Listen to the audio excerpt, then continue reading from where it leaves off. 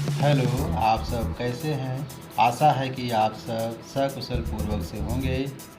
आज हम सब ऑनलाइन क्लास में वर्गमूल इकाई 2 को की शुरुआत करेंगे। पिछली कक्षा में हम सब घात और घातांक के बारे में पढ़े हैं।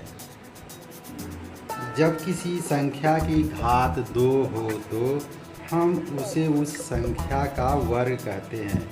जैसे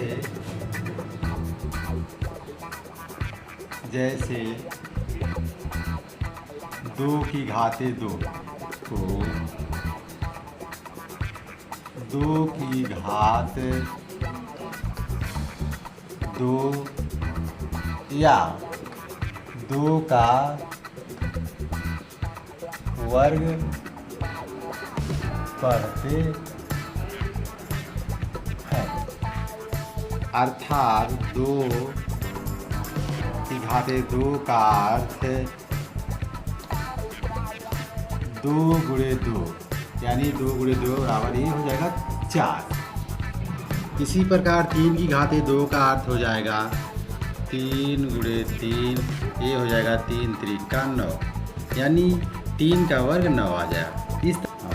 इस प्रकार वर्ग की परिभाषा ये हो जाएगी, यदि किसी संख्या को उसी संख्या से गुणा करें तो गुणनफल से प्राप्त संख्या को गुणा की गई संख्या का वर्ग कहते हैं। यानी जो संख्या हम लेते हैं उसी संख्या को एक बार और गुणा कर दे। जैसे 4 गुणे 4 है, इसका गुणा कर दिया गया 4 चौक 16, या 4 का वर्ग हो गया। अब वर्गमूल क्या है? किसी संख्या का वर्गमूल वह संख्या है जिसे अपने से गुणा करने पर दी गई संख्या प्राप्त होती है। इसे हम इस चिन्ह से प्रदर्शित करते हैं। इसे करणी या स्क्वायर रूट भी कहते हैं। जैसे 25 का वर्गमूल है तो करणी में 25 लिख दिया गया। तो अब हम देखेंगे यह 25 किस संख्या का वर्ग है, यानी 5 गुणे 5, यानी जो हम संख्या लेते हैं उसको गुणा करते हैं तो 25 आता है। इसका मतलब है कि यह 25 जो है एक संख्या का वर्ग मूल है। इसी प्रकार हम देखते हैं 49 का वर्गमूल। अभी देखें हम यह किस संख्या का वर्ग है, यानी कि इसको हम लिखने के लिए इस तरह लिख सकते हैं। अब यह 49 जो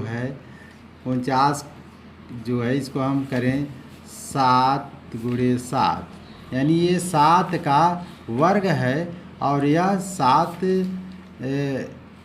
का वर्ग 49 आ रहा है। 49 जो किसका वर्ग है? 7, यानी 7 संख्या को 2 बार लिखा गया है। तो यह इसका वर्गमूल जो है ये हो जाएगा 7 हो जाएगा। कुछ प्रमुख निष्कर्ष हम लोग देख लेते हैं। शून्येतर पूर्णांकों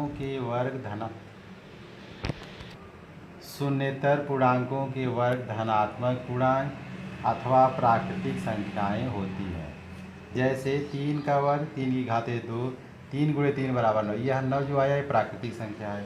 या ऋण 3 का वर्ग ये ऋण 3 गुणे ऋण 3, ये भी प्राकृतिक संख्या आ जाएगा। दूसरा है वर्ग पूर्णांकों के वर्गमूल धनात्मक तथा ऋणात्मक पूर्णांक होते हैं। जैसे क्या हो गया, x की घाते 2, करणी में x की घाते 2 बराबर इसका जो मान आएगा धन ऋण x के साथ आएगा। जैसे धन करणी में 9 का वर्ग धन 3 और ऋण 3 दोनों आएगा। जैसे यहाँ दिया है ये धन 3 और ऋण 3 दोनों का वर्गमूल 9 ही आ रहा है, इसलिए करणी में 9 का मान वर्गमूल आएगा धन ऋण 3।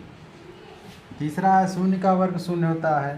चौथा है शून्य का वर्गमूल भी शून्य होता है।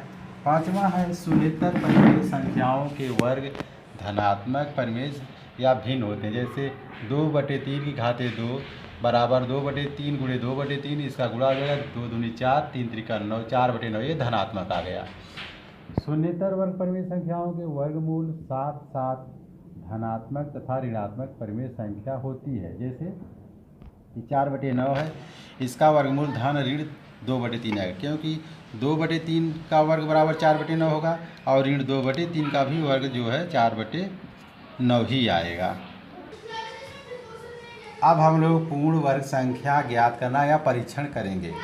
किसी संख्या के अभाज्य गुणनखंडों में समान खंडों के जोड़े बनाने के पश्चात यदि उनमें से अभाज्य गुणनखंड शेष नहीं रहता है तो वह पूर्ण वर्ग संख्या होती है। जैसे हम लोग 64 पूर्ण वर्ग संख्या है का परीक्षण करें। 64 का इस तरह हम लोग गुणनखंड कर लेते हैं। अब 64 का गुणनखंड करने पर आ गया 2 × 2 × 2 × 2 × 2 × अब हम लोग जोड़े बनाते हैं। इस तरह जोड़ा बनाया गया, ये भी जोड़ा बना गया, ये भी जोड़ा बनाया गया। अब देख रहे हैं कोई भी अभाज्य गुणनखंड शेष नहीं है, सबके जोड़े बन गए हैं। अतः इस प्रकार गुणनखंडों का जोड़ा बनाने पर कोई अभाज्य गुणनखंड शेष नहीं है, अतः 64 पूर्ण वर्ग संख्या है। अब हम लोग सम और विषम संख्याओं के वर्गों की विशेषता के बारे में समझेंगे। यह पहला है, किसी सम संख्या का वर्ग एक सम संख्या होती है, यानी कि कोई सम संख्या है तो उसका अगर हम योग करते हैं तो वह सम संख्या आती है। सम संख्या हम उसे कहते हैं जो 2 से विभाजित हो जाए। जैसे 2 का वर्ग, यानी 2 का वर्ग देखिए 2 × 2 ये आया 4, यह जो है सम संख्या है। 4 का वर्ग 4 × 4 ये 16 है, ये भी सम संख्या है। अब दूसरा है, किसी विषम संख्या का वर्ग भी एक विषम संख्या ही होती है। विषम संख्या जो 2 से विभाजित ना हो उसे हम विषम संख्या कहते हैं। जैसे 1 का वर्ग 1 × 1 बराबर 1, यानी 1 जो है विषम संख्या है। 3 का वर्ग 3 की घाते 2 हो जाएगी, या 3 का वर्ग कह लेंगे। 3 × 3 ये बराबर 9, ये 9 विषम संख्या है। यानी कोई विषम संख्या है उसका अगर हम वर्ग करते हैं तो वह विषम संख्या ही आती है। आज की कक्षा यहीं तक, धन्यवाद।